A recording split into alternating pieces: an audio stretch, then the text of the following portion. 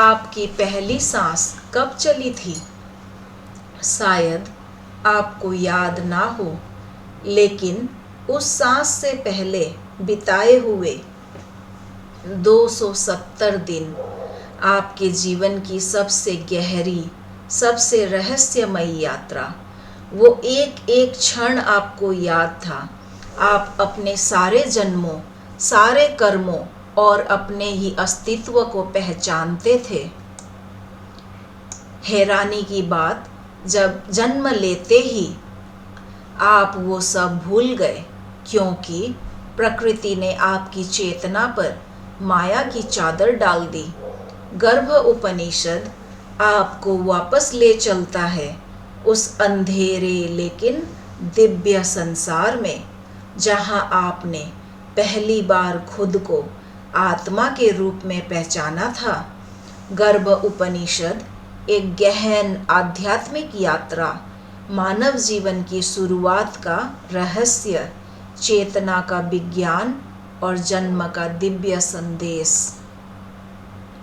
जीवन की सबसे रहस्यमयी कक्षा, गर्भ। मनुष्य जीवन अनेक रहस्यों से भरा है, परंतु सबसे गहरा रहस्य वो है जिसे हम अपने होश में कभी याद नहीं रख पाते। गर्भ में बिताए हुए 9 महीने। गर्भ उपनिषद इसी अदृश्य दुनिया का द्वार खोलता है। यह बताता है आत्मा गर्भ में कब और कैसे प्रवेश करती है, शरीर का निर्माण कैसे होता है, गर्भ में जीव किन अनुभूतियों से गुजरता है, उसे अपने पिछले जन्मों की स्मृति कैसे रहती है, वह ईश्वर से कैसी प्रार्थना करता है और जन्म लेते ही वह सब क्यों भूल जाता है। यह उपनिषद एक साथ आध्यात्मिक विज्ञान, प्राचीन शरीर विज्ञान और चेतना विज्ञान तीनों का अद्भुत संगम है। आइए पहले अध्याय में प्रवेश करते हैं।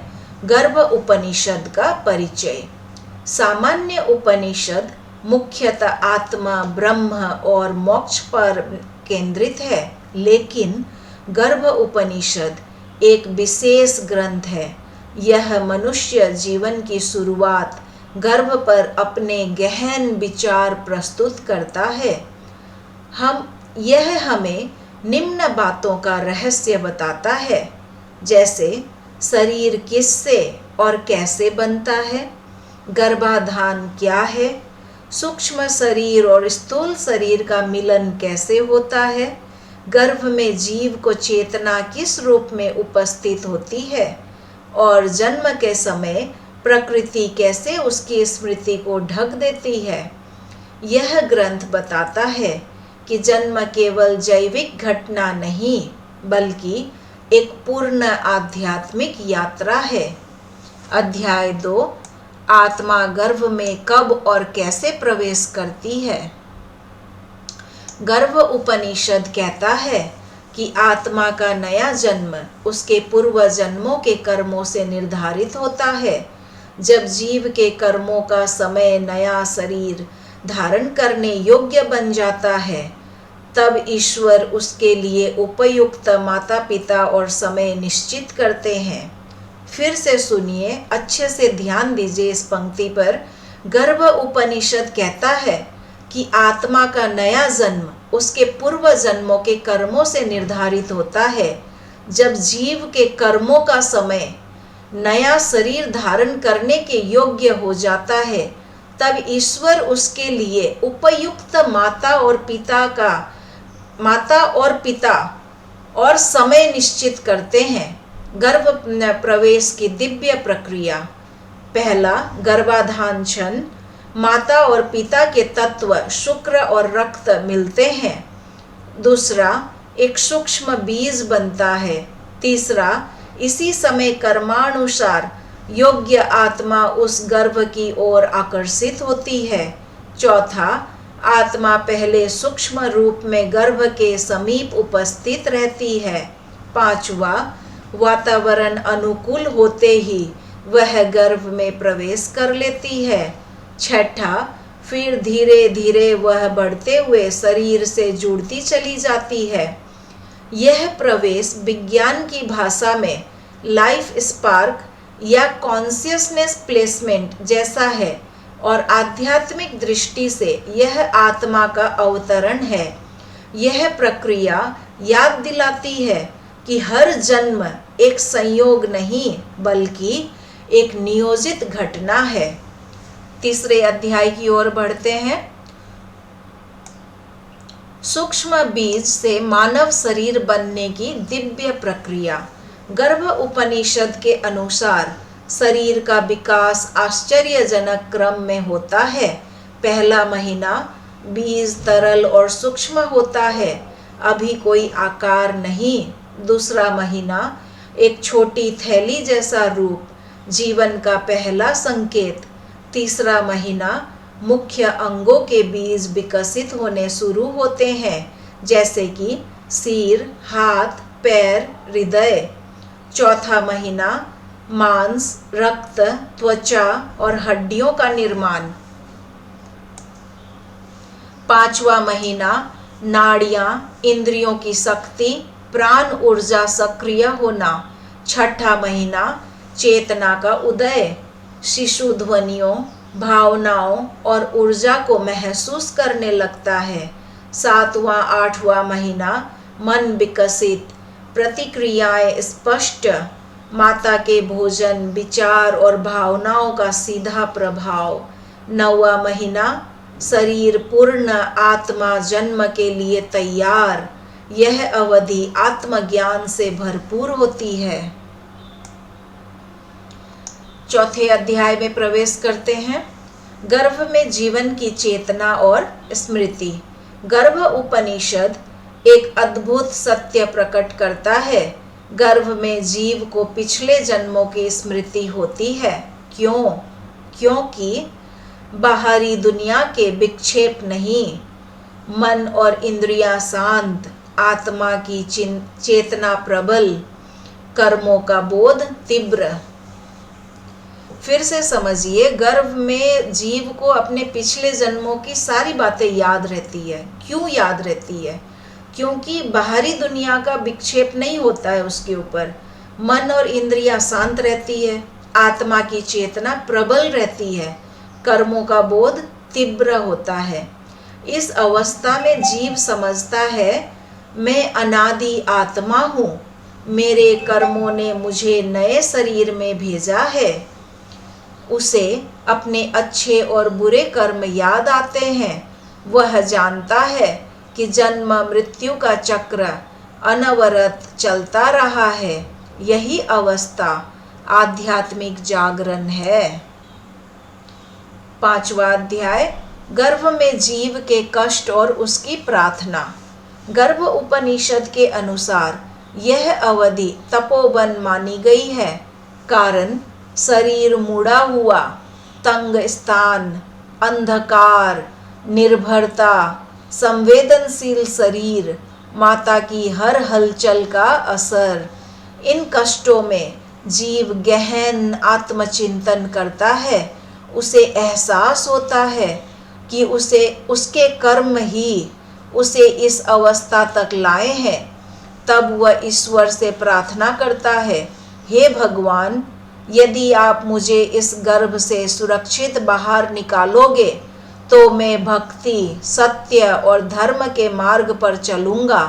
यह प्रार्थना जीव की सबसे सच्ची और पवित्र प्रार्थनाओं में मानी जाती है। अध्याय 6, जन्म का क्षण और माया की चादर। जब प्रसव का समय आता है, प्रकृति एक अद्भुत नियम सक्रिय करती है। माया क्या करती है?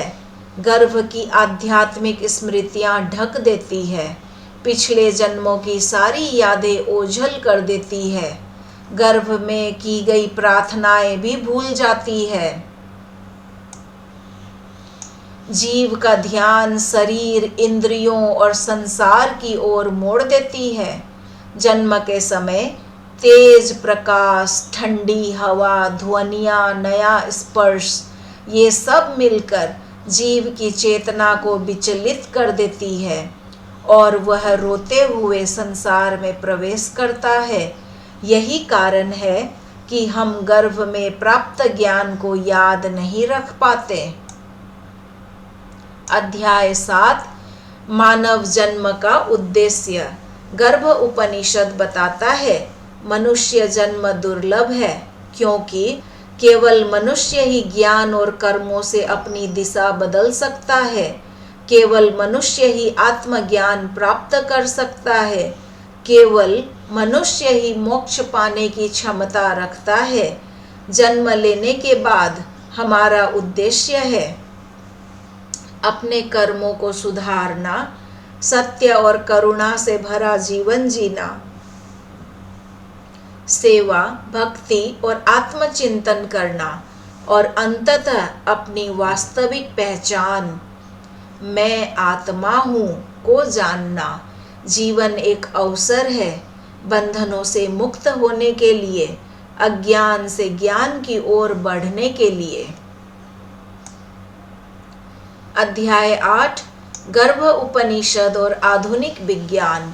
हालांकि दोनों के दृष्टिकोण अलग है, पर कई बातें एक दूसरे से मिलती है।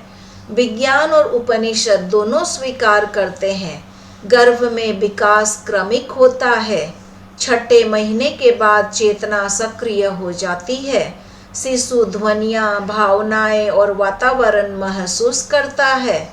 माता के विचार और आहार का असर शिशु पर पड़ता है। विज्ञान कर्म सिद्धांत नहीं मानता, लेकिन आधुनिक मनोविज्ञान मानता है।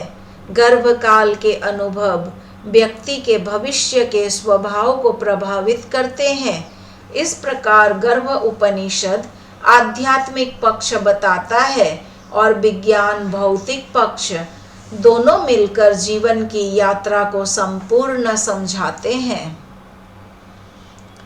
जीवन की दिव्यता को पहचाने। गर्भ उपनिषद हमें यह समझाता है कि जन्म एक अद्भुत रहस्य है। आत्मा एक अनंत यायावर है। हर जन्म एक नया अवसर है। जीवन केवल शरीर की यात्रा नहीं, चेतना का विकास है। जब यह हम समझ लेते हैं तो जीवन में कृतज्ञता, संवेदनशीलता और विवेक स्वतः आ जाते हैं। गर्भ उपनिषद हमें एक सच से प्रेरित करता है कि जीवन केवल जन्म से शुरू नहीं होता और मृत्यु पर समाप्त भी नहीं होता। हम अनादि आत्मा है जो शरीरों के माध्यम से यात्राएं करती है, अनुभवों को संजोती है, कर्मों को सीखती है और हर जन्म एक नया अध्याय खोलता है। गर्भ में जब जीव अंधकार में होता है, तब वह सत्य को सबसे अधिक स्पष्ट देखता है और जन्म के साथ ही माया उसकी स्मृतियों को ढक देती है ताकि वह एक नई शुरुआत कर सके। यह उपनिषद हमें याद दिलाता है कि मनुष्य जीवन केवल एक अवसर नहीं, एक उत्तरदायित्व है अपने कर्मों को सुधारने का, अपने विवेक को जगाने का और अंततः अपनी वास्तविक पहचान मैं आत्मा हूँ को पुनः प्राप्त करने का। जब हम यह समझ लेते हैं तो जीवन बदलता नहीं, जीवन समझने में आने लगता है।